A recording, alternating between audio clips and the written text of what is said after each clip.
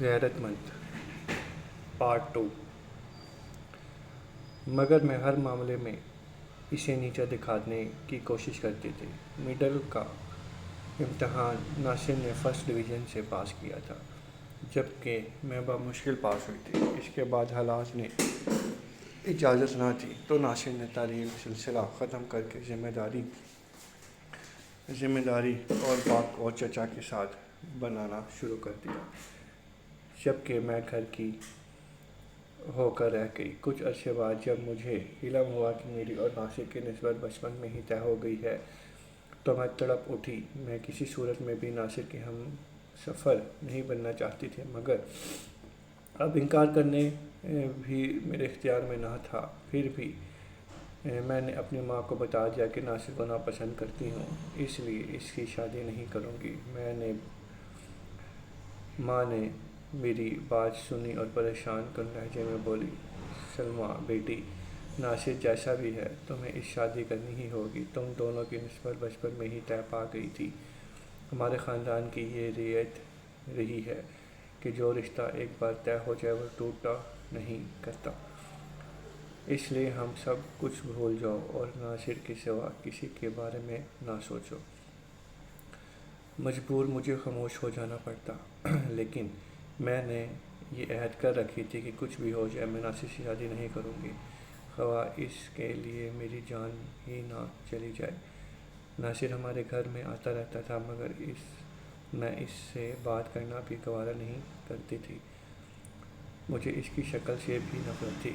ناصر بھی بخوبی جانتا تھا کہ میں اسے ناپسند کرتی ہوں، مگر اس کے باوجود اس نے اس کی آنکھوں میں اپنے لیے محبت کے دل پر جلتے دیکھے تھے۔ گاؤں کے لوگ ناصر کے کردار کی بہت تعریف کرتے تھے۔ وہ گاؤں کے لوگوں کے دکھ درد میں شریک ہوتا اور غریبوں کی بے لوث محبت کرتا تھا۔ میں کسی کی زبان سے اس کی تعریف سنتی تو میرے اندر ایک آگ سی لگ جاتی تھی۔ میں جی بھر کر اس کی برائی کرتی اور دل کی بھڑاس اس سے نکال لیتی۔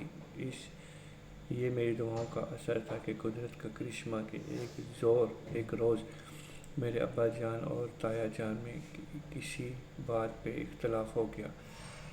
بات لڑائی جھگڑے تک جا پہنچی۔ وہ جو کبھی ایک جان تھے، ایک دوسرے کے دشمن بن گئے۔ میں جانتی تھی کہ زیادتی میرے ابا جان کی ہے، مگر وہ پھر بھی کسی صورت ہار ماننے کو تیار نہ تھے۔ مگر میرے لیے یہ جھگڑا زندگی کی نویل بن چکا تھا۔ میں امی اور ابا کے ساتھ تھی۔ گاؤں کے لوگوں نے بجائے صلح کروانے کے اسی ناراضگی کو اور بھی ہوا دی اور لگائی بجھائی کر کے اسے مسلسل اور اس کے مسئلے کو اور الجھا دیا۔ دونوں بھائی ایک دوسرے کی جان دشمن بن گئے۔ تمام جائیداد کا بٹوارا ہو گیا۔ میری اور ناصر کی منگنی بھی توڑ دی گئی۔ میرے من میں گھنٹیاں سی بج اٹھیں۔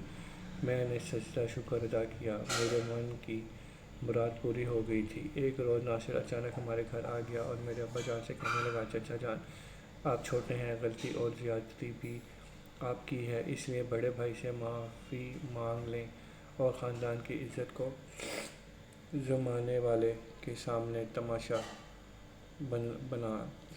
نہ بننے دیں۔